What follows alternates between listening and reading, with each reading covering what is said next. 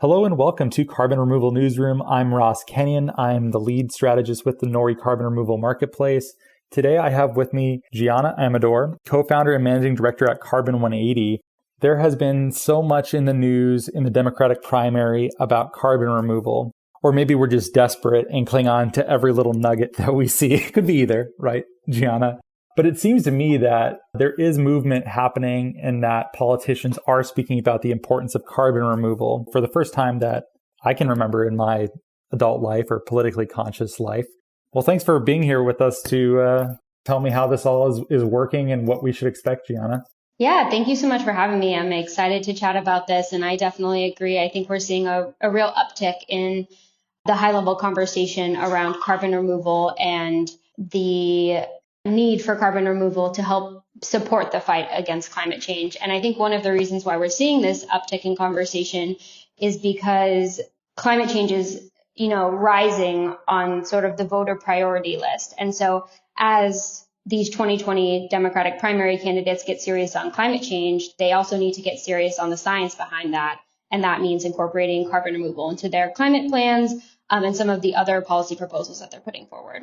That all makes sense to me. I think one of the reasons why carbon removal may be rhetorically interesting is because a lot of the climate and environmentalist rhetoric that I grew up hearing seems pretty played out. I don't know if it's changed that much since the days of Rachel Carson. And carbon removal does give politicians the benefit of seeming future-oriented and proactive in a way that recycling and cap and trade and carbon taxes, feel like voters have maybe heard that a lot before. Maybe it's comforting for that reason, but it isn't necessarily as inspiring. I feel empowered by it speaking about carbon removal, and a lot of the other climate rhetoric just sort of falls on deaf ears for me. I don't know if you feel similarly at all. Yeah, I definitely feel similarly. I think that's one of the reasons why I was drawn to working on carbon removal in the first place, because it is very opportunity focused. It's thinking about how we can turn this liability of carbon in the atmosphere into an asset and resource to power our new world and our new economy. So I definitely think that's something that resonates with these campaigns who are really trying to run positive messages. But I think we're more just seeing a shift in the way that climate is talked about in the public sphere. We're seeing a lot less of global warming terminology and a lot more about climate crisis or green jobs. And I think one of the reasons why policy proposals like the Green New Deal have been so powerful and so pervasive in the news is because they really hone in on this pairing of economic development, social justice, and climate change. And those three things together pair, these issues that voters care about on the day-to-day basis, like whether they're going to be able to pay their bills or whether they can breathe in clean air, with this sort of longer-term problem of climate change. And so I think that that's a really powerful motivator, and these campaigns are starting to catch on to that. And I think carbon removal really fits nicely into those frames. And we're seeing these 2020 candidates line their policy proposals up, especially the ones that are focused on rural revitalization and supporting the agriculture sector, as a way to fit into those sort of frames that are becoming more and more popular. That's a very good way to think about it. Because when I think about looking at any candidate's policy positions listed on their website, they'll usually go through them one by one. But using climate change as a way to anchor all of this into a broader vision rather than a sort of piecemeal, here are all of my separate policies, has been good. Sometimes I react a little bit against that because it doesn't always feel as connected as it maybe could be or even should be. I like the cleanness of some things being separate, but at least I'm overusing this word in this podcast, but rhetorically, it probably makes sense to have a grand vision where everything's linked with climate change. So the extreme example of this is someone like Jay Inslee, where everything is framed in this way. But I think the Green New Deal, I think you are correct, is at least partially responsible for people starting to bring all of their issues or many of them under this rubric in a unified climate change plan. Yeah, I definitely agree. And I think what we're seeing is that hopefully these candidates give climate their own space and that they have their own dedicated climate plan, but they're also thinking about ways that we can interconnect rural revitalization and healthcare and economic development as connected goals in those policy proposals. So I think maybe just to ground this in something real, we're seeing Joe Biden, who released his climate plan that didn't sort of mention anything in relationship to storing carbon in soils, but his agriculture and rural development policy proposal included a lot of language that I think is really powerful as someone who works on carbon removal, things like soil is the next frontier for storing carbon, or language around ensuring that the ag sector achieves net zero emissions. And so I think this is sort of a way to get people who maybe aren't interested in the climate plan, but are interested in the ag plan, to start thinking about those interconnections between the environment, the climate, and sort of the issue that they care about. So I think we should reserve that space for climate, but this is a way to bring new champions into this space and get them excited about the climate solutions that also further the things that are really on the top of their list.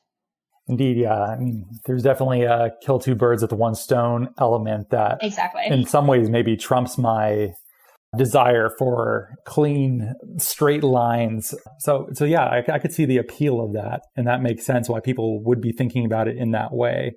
But most of the solutions I see brought up, and you've been referencing this with regard to rural revitalization and various proposals around that, but soil seems to be getting the most attention of anything.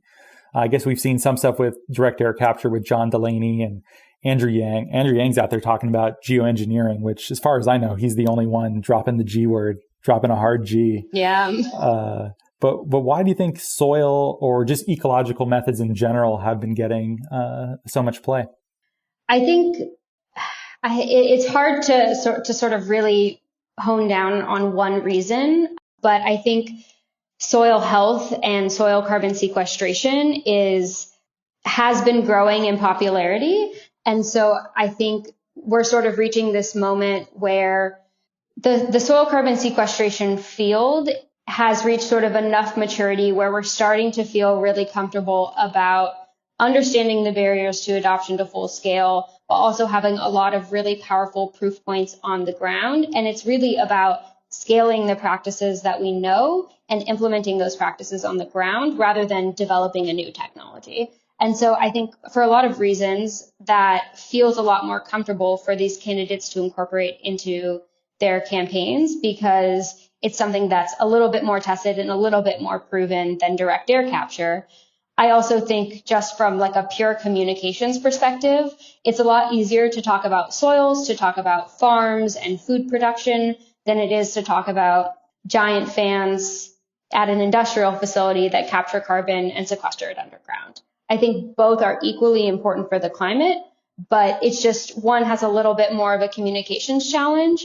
I also think I'm guessing that where a lot of these campaigns are getting their intel from are from traditional, very large environmental NGOs who have been a little bit slower to warm up to some of the engineered carbon removal solutions because of some of their concerns around moral hazard and the engagement of the oil and gas industry in the development of some of these solutions. So I think there's sort of skepticism towards the technological side is warranted, but really if we're serious about the climate math, we need both the natural and technological carbon removal solutions. Indeed. And I can imagine going around to the I states and farming communities talking about farmers potentially being paid for sequestering carbon in their soils is a more attractive proposition than some sort of weird Silicon Valley fan sucking it out of the atmosphere and turning it into some mineralized sci-fi item. So that makes sense. Yeah, I mean, I'm from a farming community, and I think, everyone loves farmers. We love the food that they put on our table, and we love the role that they have traditionally played in, conserving our land and conserving our ecosystems. And so this is sort of that next step, is to engage them in the climate fight. And I think that's something that can be really powerful and that I'm personally really excited about, to see the areas in which I grew up in engage in that climate conversation, since they are the ones who are on the front lines of climate change and dealing with drought and dealing with erosion and dealing with variable weather. And so I think that part is really exciting. But like you said, it's not enough. And so we need to sort of be making sure that these candidates broaden their scope of what they're including in carbon removal. Indeed. And yeah, we're very excited about soil carbon. It's where Nori has started and begun our work in developing a carbon removal marketplace. We think Farming is clearly a gigantic part of the picture. And I think farmers are going to get on board for this for all the co-benefits. And its time has come. Regenerative ag seems like it's going that direction, and there's good reasons to root for it and think that's going to keep moving and developing. Have you seen, Giana, any proposals specifically from any candidates that have gotten you excited? Which of the candidates are you watching that are carbon removal heroes, for lack of a better concept? I love carbon removal heroes. I think we should stick with that. All right, cool. Trademark. Let me run to the copyright office real quick. Great. Honestly, when I've been, tracking and looking through these proposals, a lot of what these candidates suggest are very similar. So mostly the plans that have been introduced, I think, so far by Warren, Beto, Gillibrand, Biden, Mayor Pete, and Cory Booker have been really focused on increasing the funding around two specific titles of the Farm Bill. So that's the Conservation Stewardship Program and the EQIP Incentive Program. And so I would say the majority of their plan focuses on just fully funding those programs. So right now, those programs are underfunded at about $700 million per year. And some of these plans, with sort of Elizabeth Warren taking the cake on the biggest increase in funding, trying to bump that up to $15 billion. So what we're really hearing these candidates say is, hey, we have the programs that work, and we just need to fund them and make sure that farmers are enrolling in them and make it as easy as possible for them to access these incentives.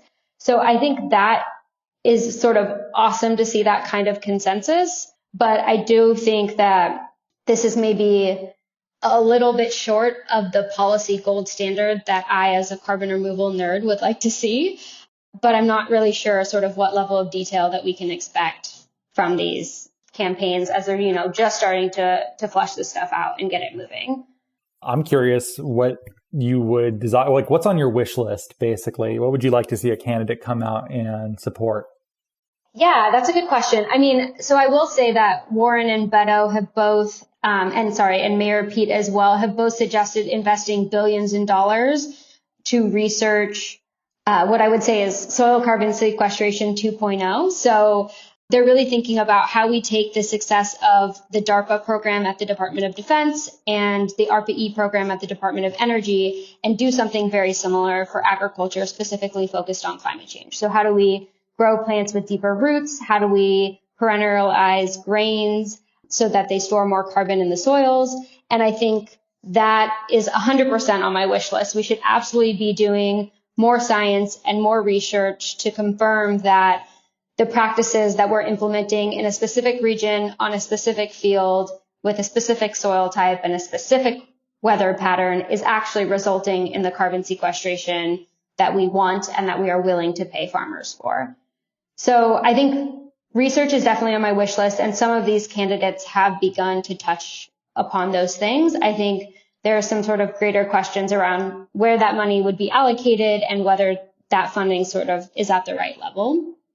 I think another thing that was a little bit disappointing about a couple of these plans, and I think perhaps Joe Biden's plan in particular, is that they're really sort of focusing on these sort of voluntary carbon markets and participation from the private sector, which I think is really important to encourage and can be a really powerful lever to support farmers in implementing these practices. But I think it's going to take the federal government to use the resources and capacity that they have at the USDA with the NRCS to help support these farmers in practice implementation. I think right now, economics is one of the barriers. So how do farmers finance the implementation of practices? How do they buy new equipment? But I think another really big piece of this is just how do farmers learn about incorporating these practices? How do they talk to people who know what this means for their bottom line? How do they, chat with their technical assistance providers or the folks who work at the extension service for their land-grant universities? So I guess what I feel like is a little bit missing from some of these proposals is sort of a lack of the full scope of barriers that farmers face in sequestering carbon in their soils, which extend, very deeply into some social and cultural barriers and access to technical assistance. What about methods like enhanced weathering or, besides Andrew Yang and John Delaney, is there anything with direct air capture that we might expect? Do you anticipate any candidates later coming out in favor of this? Or is this something that we're going to have to wait 4 years for? I know we have things like 45Q and there's other incentives that are being bandied around for direct air capture, which is mostly used for enhanced oil recovery. But I don't imagine that will always be the case. But is that just too far ahead of politics right now? You know what? I hope not. And thanks for bringing me back on track with sort of the whole portfolio of solutions. I think my head has really been in the soil carbon space because that's just where these plans have focused so far. But I would really love to see candidates, sort of move forward with a whole research agenda around carbon removal solutions. And as my colleague, I think Aaron has mentioned on this podcast before, RD, D, and D. So we need not just research, but we also need demonstration and deployment. And I think it's really important for the federal government to be supporting, first of a kind projects for direct air capture and some other types of carbon capture, including on industrial facilities. So I think that is like an area of growth that these candidates could move into as well. I also think forestry is a really easy space for these folks to move into as well. And it makes a lot of sense because I think there is room to support, the revitalization of the lumber and forestry industry in the United States. And that is, I think, a place where it makes a lot of sense for them to push forward policy proposals. And we've seen a little bit of that from Cory Booker and the release of his Climate Stewardship Act, but really the level of detail around what the U.S. forest sector should look like, how do we harness public lands to sequester carbon is not there, in my opinion.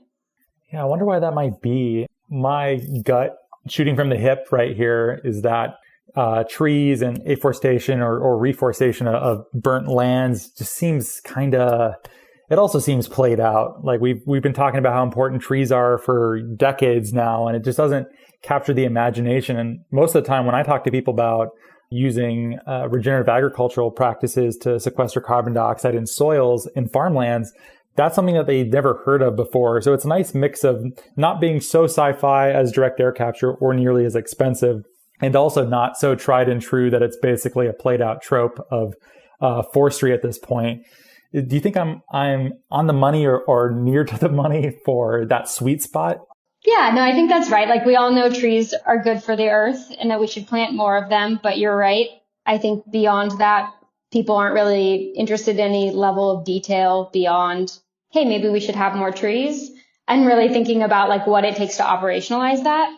I will say I think there's one other area that could sort of capture either the public imagination or sort of the interest of one of these candidates, and that's really about carbon tech products. So products that take captured carbon, whether that's from an industrial facility, a power plant, from a direct air capture machine, and use that carbon to make valuable goods. And I think what we're starting to see from these candidates is an interest in using, the federal purse and using federal procurement standards to incentivize the purchase and therefore the manufacturing of products that are lower carbon or even carbon negative. And so we've started to see some inklings in the climate plans for these candidates, but I think from my perspective, I would like to see that like explicit call out to using waste carbon to create valuable materials that then the federal government procures and uses in their, operations. I'm sure the first time someone in government uses the term carbon tech, you'll be all over them. This is Carbon180 written all over it. Yeah, we're trying to, wave the flag. We want that to be the term that people use, I think, because it really, sets the mark and the standard for, like I said before, like turning this liability into an asset. How do we take this waste carbon and use it to power our economy in our built environment, in our soils? So I would love to see some policymakers use carbon tech. That would be awesome. Yeah, that would be great. I like that focus too. As you said, the whole portfolio is important. We try not to play favorites. We think, let 1,000 flowers bloom, as the old expression goes. Well, if someone wanted to keep up with your work on policy, just generally trying to make sure that carbon removal is as big a part of the conversation as it needs to be, where should they look?